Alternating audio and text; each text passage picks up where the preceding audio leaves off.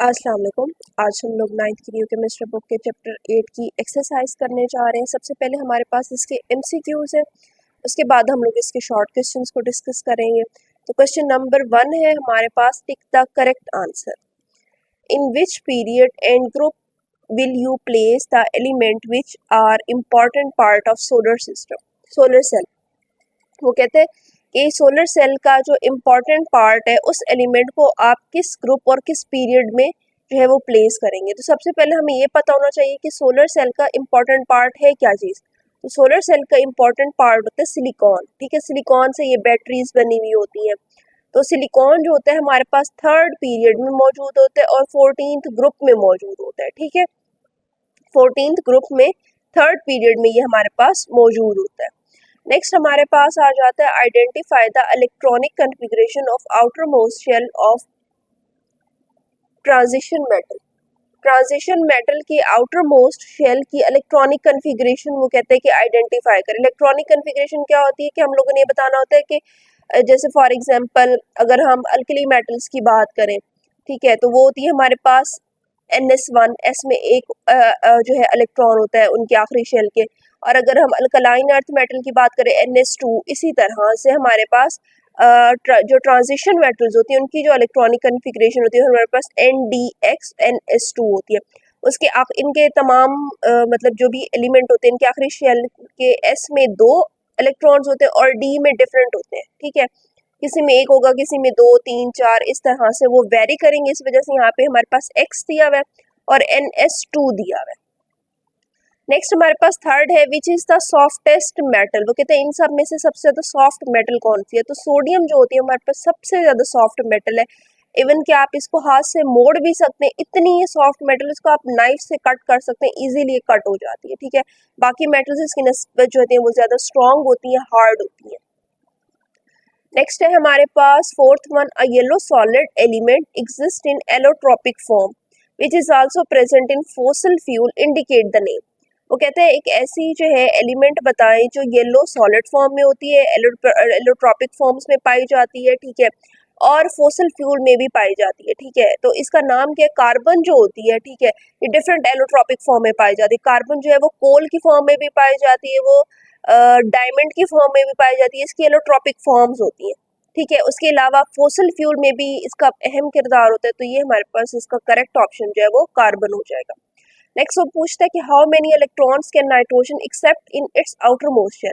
वो कहते हैं कि नाइट्रोजन अपने आखिरी शेल में कितने इलेक्ट्रॉन्स को एक्सेप्ट कर सकते हैं। तो नाइट्रोजन के आखिरी शेल में 5 इलेक्ट्रॉन होते हैं, तो उसके अंदर मजीद 3 इलेक्ट्रॉन लेने की जो है कैपेबिलिटी होती है। तो ऑप्शन बी जो है इसका राइट आंसर होगा। फिर उसके बाद वो पूछते हैं कि which element is the most reactive element. वो कहते हैं कि इन सब एलिमेंट्स में से सबसे ज्यादा रिएक्टिव एलिमेंट कौन सा है। तो फ्लोरीन जो होते हैं ये सबसे ज्यादा रिएक्टिव एलिमेंट होते हैं, इसकी इलेक्ट्रोनेगेटिविटी बहुत हाई होती है। नेक्स्ट वन है हमारे पास, which element has the highest melting point. वो कहते हैं इन सब एलिमेंट में से कौन सा, किस एलिमेंट का जो बॉइलिंग पॉइंट, मेल्टिंग पॉइंट है वो सबसे हाईएस्ट है। तो सोडियम का मेल्टिंग पॉइंट जो इनकी निस्बत जो है वो हाईएस्ट होता है। नेक्स्ट है हमारे पास, in what order does the metallic character change in second group. वो कहते हैं सेकंड ग्रुप में मेटेलिक कैरेक्टर जो होता है वो किस तरह से चेंज होता है। ठीक है, मेटेलिक कैरेक्टर जो होता है वो डाउन द ग्रुप इंक्रीज करता है। ठीक है, तो हम लोग क्या करेंगे, ये देखेंगे कि सबसे ज्यादा जो है वो नीचे वाले एलिमेंट का होगा मेटेलिक कैरेक्टर, फिर उससे कम होगा, फिर ऊपर की जानिब कम होता चला जाएगा। तो इस ट्रेंड को फॉलो करता है हमारे पास ये ऑप्शन। ठीक है, मैग्नीशियम का सबसे कम होता है, फिर उससे ज्यादा होता है कैल्शियम का, कैल्शियम के बाद स्ट्रोशियम, स्ट्रोशियम के बाद बेरियम। तो ये ऑप्शन जो होता है हमारे पास करेक्ट ऑप्शन है। इसका जो है मेटेलिक कैरेक्टर सबसे ज्यादा होता है और लीस्ट जो होता है वो मैग्नीशियम का होता है। नेक्स्ट हमारे पास आ जाता है, which of the following best describe the correct order of oxygen, fluorine and nitrogen atomic radii. वो कहते हैं एटॉमिक रेडियाई बताने हैं किन के दरमियान, ऑक्सीजन, फ्लोरीन और नाइट्रोजन के दरमियान। तो हम लोगों को पता है जब हम लेफ्ट टू राइट मूव करते हैं तो एटॉमिक रेडियाई, एटॉमिक का जो रेडियस होता है, जो साइज होता है वो कम होता चला जाता है। तो इस हवाले से अगर हम देखें तो सबसे छोटा साइज होगा वो फ्लोरीन का होगा, फिर ऑक्सीजन का होगा और फिर नाइट्रोजन का होगा। तो ये हमारे पास इस ट्रेंड को फॉलो कर रहे हैं। सबसे छोटा साइज जो है वो फ्लोरीन का है, फिर ऑक्सीजन का है एंड देन नाइट्रोजन। तो मतलब सबसे ज्यादा बड़ा साइज नाइट्रोजन का और सबसे छोटा साइज फ्लोरीन का। ये हो गया हमारे पास। लास्ट वन है हमारे पास the element having less value of ionization energy and less value of electron affinity is likely to belong to. वो कहते हैं कौन सा ऐसा एलिमेंट है जिसकी आयोनाइजेशन एनर्जी भी कम होती है और इलेक्ट्रॉन एफिनिटी भी कम होती है। तो ग्रुप फर्स्ट के जो एलिमेंट्स होते हैं ना, इनकी आयोनाइजेशन एनर्जी भी कम होती है और इलेक्ट्रॉन एफिनिटी भी कम होती है। जैसे जैसे हम लेफ्ट टू राइट मूव करते हैं, आयोनाइजेशन एनर्जी भी इंक्रीज करती है और इलेक्ट्रॉन एफिनिटी की वैल्यूज भी इंक्रीज करती हैं। अच्छा जी, नेक्स्ट है हमारे पास क्वेश्चन नंबर 2 है। ठीक है, इसमें हमारे पास शॉर्ट क्वेश्चंस है। तो सबसे पहला क्वेश्चन है why was the atomic number chosen to arrange the element in periodic table. वो कहते हैं कि पीरियोडिक टेबल में जो है एलिमेंट्स को एटॉमिक नंबर की बेस पर क्यों अरेंज किया गया, इसकी रीजन बताएं। तो इसकी रीजन हमारे पास जो है यहाँ पर दी हुई है। यहाँ पर हम लोगों ने वो किया हुआ है कि when the elements, जब elements arrange according to the ascending order in atomic number from left to right in a horizontal row, properties of element are found repeating after regular interval। अब वो कहते हैं जब भी हम एलिमेंट्स को in atomic number के बढ़ने की तरतीब में जो है हम उसको लेफ्ट टू राइट जो है अरेंज करते हैं, तो उससे क्या होता है कि जो पीरियोडिक प्रॉपर्टीज होती है, जो एलिमेंट्स की प्रॉपर्टीज होती हैं, वो एक खास वक्फे के बाद रिपीट करती हैं। ठीक है, this result in the form of table which elements in which elements of similar properties are placed in same vertical column. अब इससे क्या फायदा होता है कि एक ही कॉलम में जब वो जो एलिमेंट्स आते हैं उनके प्रॉपर्टीज एक जैसी हो जाती हैं। तो इस वजह से, ताकि एक ही कॉलम में एक जैसी प्रॉपर्टीज हो एलिमेंट की, इस वजह से इसको जो है एटॉमिक नंबर की बेस के ऊपर अरेंज किया गया। तो ये हमारे पास क्वेश्चन नंबर 1 का आंसर हो गया। नेक्स्ट है हमारे पास question number 2, what is the significance of word periodic. ये जो वर्ड पीरियोडिक है इसकी क्या अहमियत है, इसको जो है हम लोगों ने डिस्कस करना है। तो इसका आंसर जो है वो हमारे पास ये मौजूद है कि it refers to the repeating pattern of properties of element when arrange by increasing atomic number. अब पीरियोडिक का मतलब होता है कि एक खास वक्फे के बाद जो है प्रॉपर्टीज का रिपीट हो जाना। ठीक है, तो अब यहाँ पे वो कहते हैं कि पीरियोडिक टेबल मतलब एक ऐसे टेबल जिसमें जो एलिमेंट्स हैं उनकी प्रॉपर्टीज जो है वो रिपीट होती जाती हैं। तो यहाँ से हमें पीरियोडिक का मीनिंग आ जाता है कि it refers to the repeating pattern of properties. इसमें क्या होता है कि प्रॉपर्टीज का जो पैटर्न है वो रिपीट होता है of element when arrange in, जब इनको हम अरेंज करते हैं बाय इंक्रीजिंग एटॉमिक नंबर के इंक्रीजिंग पैटर्न पे जब हम इसको अरेंज करते हैं तो इनकी प्रॉपर्टीज जो होती हैं वो आपस में रिपीट करती हैं। नेक्स्ट है हमारे पास question number 3, why does the size of period increase as we move down the periodic table. अच्छा, साइज ऑफ पीरियड इंक्रीज नहीं करता, साइज ऑफ एटम इंक्रीज करता है या साइज ऑफ एलिमेंट इंक्रीज करता है। ठीक है, साइज ऑफ एटम इंक्रीज करता है जब हम डाउन द पीरियोडिक टेबल में मूव करते हैं। तो इस क्वेश्चन को लाजमी आप लोगों ने ठीक कर लेना है। इसका आंसर है हमारे पास पेज नंबर 111 पे कि जब हम लोग जो है इट इज़ बिकॉज, अब यहाँ पे इसकी रीज़न बता रहे हैं ऐसा क्यों होता है कि जब हम जो है टॉप टू बॉटम जो है वो मूव करते हैं तो एटॉमिक रेडियस क्यों इंक्रीज होता है। It is because a new shell is being added. इसकी वजह क्या है कि न्यू शेल्स जो होते हैं वो ऐड हो रहे होते हैं in the successive period. Her period में, हर नए आने वाले नीचे पीरियड में एक शेल इंक्रीज कर रहा होता है डाउन द ग्रुप में। एंड द इनर इलेक्ट्रॉन्स, और जो अंदर वाले इलेक्ट्रॉन्स होते हैं वो शील्ड कर रहे होते हैं द आउटर मोस्ट इलेक्ट्रॉन, सबसे आखिरी इलेक्ट्रॉन को। ठीक है, आखिरी शेल में जो इलेक्ट्रॉन होते हैं उसको शील्ड कर रहे होते हैं फ्रॉम द न्यूक्लियस से। न्यूक्लियस और आखिरी शेल के दरमियान जो फोर्स ऑफ अट्रैक्शन होती है उसके दरमियान ये शील्ड बन जाते हैं, एक ढाल की सूरत में आ जाते हैं। तो ये इसका आंसर हो गया। नेक्स्ट है हमारे पास question number 4, in a group the element have the same number of electron in the outermost shell, why is it so. अब वो कहते हैं किसी भी ग्रुप में उसके जो एलिमेंट्स होते हैं, उनके जो आखिरी शेल होते हैं, उनमें नंबर ऑफ इलेक्ट्रॉन्स जो होते हैं वो सेम होते हैं, ऐसा क्यों होता है। ठीक है, तो इसका आंसर है हमारे पास elements present in a group resemble one other. अच्छा, एक ग्रुप में जो एलिमेंट्स होती हैं वो एक दूसरे से रिजेंबल करते हैं इन देयर केमिकल प्रॉपर्टीज, अपनी कीमियाई खसूसियात में। Since they contain the same number of electron in the outermost shell, क्योंकि इनके आउटर मोस्ट शेल में एक ही तरह के एक ही नंबर के इलेक्ट्रॉन्स होते हैं। इस वजह से क्या होता है कि इनकी प्रॉपर्टीज जो होती हैं वो रिजेंबल करती हैं। तो यहाँ पे यही बात है कि यहाँ पे वो ये पूछ रहा है कि ऐसा क्यों होता है, क्योंकि इनकी प्रॉपर्टीज जो रिजेंबल कर रही होती हैं इसकी वजह क्या है? क्योंकि इनके आखिरी शेल में सेम नंबर ऑफ इलेक्ट्रॉन्स आ रहे होते हैं। नेक्स्ट है हमारे पास question number 5, do you expect calcium is more reactive than sodium, give the reason of your answer. सबसे पहले तो वो पूछ रहे कि क्या कैल्शियम जो है वो सोडियम से ज्यादा रिएक्टिव है, और अगर ऐसा है या जो जो भी आप आंसर देते हो येस और नो, तो उसकी रीजन भी आपने लाजमी देनी है।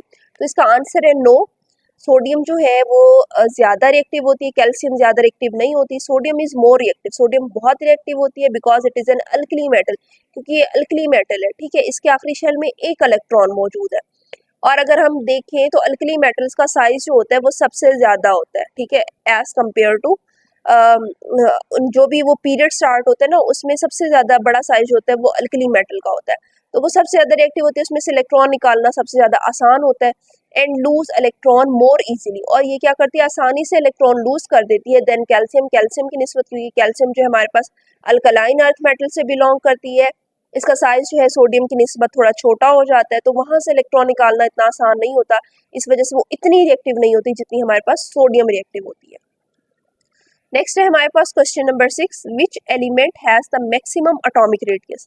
वो कहते हैं कौन सा एलिमेंट है जिसका सबसे ज्यादा एटॉमिक रेडियस है, and which element has the minimum atomic radius, और कौन सा एलिमेंट है जिसका सबसे छोटा एटॉमिक रेडियस है इन थर्ड पीरियड। अच्छा, उन्होंने पीरियड भी फिक्स कर दिया कि थर्ड पीरियड में कौन से एलिमेंट का एटॉमिक रेडियस सबसे बड़ा है और कौन से एलिमेंट का सबसे छोटा है। थर्ड पीरियड जो है वो स्टार्ट होता है हमारे पास सोडियम से, sodium has maximum atomic radius, इसका एटॉमिक रेडियस जो होता है वो मैक्सिमम होता है, while the chlorine has minimum atomic radius, जबकि हमारे पास जो है एंड पे क्लोरीन आती है और उसका एटॉमिक रेडियस जो है वो सबसे छोटा इन द थर्ड पीरियड, तीसरे पीरियड में। ये थर्ड पीरियड की बात हो रही है।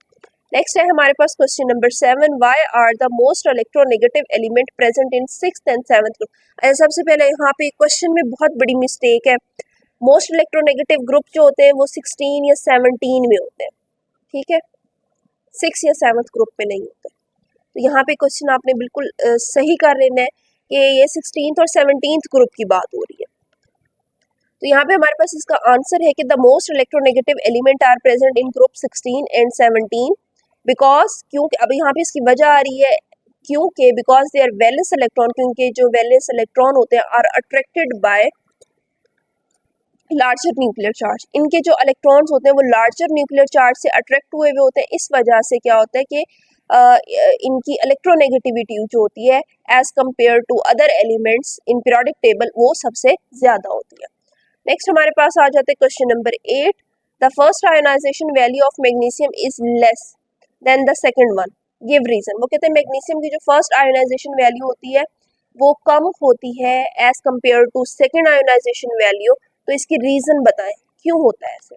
तो सबसे पहले हम लोग देखते हैं, वो कहते हैं कि the first ionization energy of magnesium is less than the second because atom is neutral when first electron is remove. जब हम फर्स्ट इलेक्ट्रॉन उसमें से रिमूव करवाते हैं तो एटम हमारा तब न्यूट्रल होता है, उसके ऊपर कोई चार्ज नहीं होता। While removing the second electron require more energy, लेकिन जब हम दूसरा इलेक्ट्रॉन वहां से रिमूव कराना चाहते हैं तो ज्यादा एनर्जी रिक्वायर होती है। The atom become positively charge, क्योंकि एटम जो होता है वो पॉजिटिवली चार्ज होता है, अब उसके ऊपर आयन में होता है, वो आयन की फॉर्म में होता है, चार्ज होता है उसके ऊपर। इंक्रीजिंग द इलेक्ट्रोस्टैटिक अट्रैक्शन, अच्छा अब आयन जब होते हैं तो उसमें क्या होता है कि इलेक्ट्रोस्टैटिक अट्रैक्शन जो होती है between nucleus and remaining electron, मतलब जो फोर्स ऑफ अट्रैक्शन होती है वो बढ़ चुकी होती है, तो वहां से इलेक्ट्रॉन को निकालना इतना आसान नहीं होता। इस वजह से सेकेंड आयोनाइजेशन एनर्जी की वैल्यू फर्स्ट आयोनाइजेशन से ज्यादा होती है। यहाँ पे हमारे पास इसकी एग्जांपल दी हुई मैग्नीशियम, जब इसमें से हम फर्स्ट इलेक्ट्रॉन निकालते हैं तो पहले ये न्यूट्रल था, तो हम लोगों ने इसको एनर्जी दी 737 किलो जॉल पर मोल एनर्जी दी, तो इसमें से इलेक्ट्रॉन निकल गया। लेकिन जब हमने इसमें से दूसरा इलेक्ट्रॉन निकालना है तो अभी ऑलरेडी आयन की फॉर्म है, इसके ऊपर पॉजिटिव चार्ज है, इसमें से इलेक्ट्रॉन निकाल, अब क्या हो रहा है कि इसके जो इलेक्ट्रॉन है उसके और न्यूक्लियस के दरमियान फोर्स ऑफ अट्रैक्शन बढ़ गई है, तो यहाँ से इलेक्ट्रॉन को निकालने के लिए हमें ज्यादा एनर्जी देनी पड़ेगी, तो इस वजह से सेकेंड आयोनाइजेशन एनर्जी जो होती है वो फर्स्ट की निस्बत डबल हो जाती है। तो ये इसका आंसर हो गया। नेक्स्ट है हमारे पास question number 9, is it possible for two metals और two non metals to form ionic bond. वो कहते हैं कि अब पॉसिबल है कि दो मेटल्स या दो नॉन मेटल्स जो आपस में मिलकर आयोनिक बॉन्ड बनाए, तो इट इज ये पॉसिबल नहीं है, no it is not possible, ये मुमकिन नहीं है, व्हेन, क्योंकि व्हेन टू मेटल्स, जब दो मेटल्स जो होती हैं, when two non metal combine, जब दो नॉन मेटल कंबाइन करती हैं, दे फॉर्म कोवलेंट बॉन्ड, तो इनके दरमियान कोवलेंट बॉन्ड होता है। And between the two metals, और जब दो मेटल्स आपस में रिएक्ट करती हैं, there is a metallic bond, तो इनके दरमियान मेटेलिक बॉन्ड होता है। दो मेटल्स के दरमियान, मेटल मेटल के दरमियान मेटेलिक बॉन्ड होता है, और नॉन मेटल के दरमियान कोवलेंट बॉन्ड होता है। तो आयनिक बॉन्ड कब बनता है? Ionic bond form between metal and non metal. Ionic bond जो होता है वो हमेशा मेटल और नॉन मेटल के दरमियान में बनता है। नेक्स्ट हमारे पास है question number 10, which element has the least value of ionization energy and which element has the highest value of electronegativity. वो कहते हैं कि कौन सा एलिमेंट है जिसकी least value of ionization energy है, मतलब आयोनाइजेशन एनर्जी की सबसे कम है, और कौन सा एलिमेंट है जिसकी इलेक्ट्रोनेगेटिविटी जो है वो सबसे ज्यादा है। तो इसका आंसर हमारे पास है कि caesium has the least value of ionization energy. Caesium जो होता है हमारे पास फर्स्ट ग्रुप का लास्ट एलिमेंट है, इसकी आयोनाइजेशन एनर्जी सबसे कम होती है। While the fluorine has the highest value of electronegativity, जबकि फ्लोरीन जो है हमारे पास राइट साइड पे मौजूद होता है, हेलोजेंस का सबसे पहला एलिमेंट है, एटम है, तो इसकी इलेक्ट्रोनेगेटिविटी जो होती है वो सबसे ज़्यादा हाईएस्ट होती है। तो यहाँ पे हमारे जो है ये शॉर्ट क्वेश्चंस कंप्लीट हो जाते हैं। अगर आपको इसमें कोई भी कंफ्यूजन है, कोई भी क्वेश्चन है, तो आप कमेंट सेक्शन में पूछ सकते हैं। इंशाल्लाह नेक्स्ट वीडियो में हम लोग कंस्ट्रक्टेड रिस्पांस क्वेश्चंस को जो है डिस्कस करेंगे। और अगर आपको मेरी वीडियो पसंद आए तो प्लीज़ इसको लाइक करें, चैनल को सब्सक्राइब करें। Thanks for watching my videos.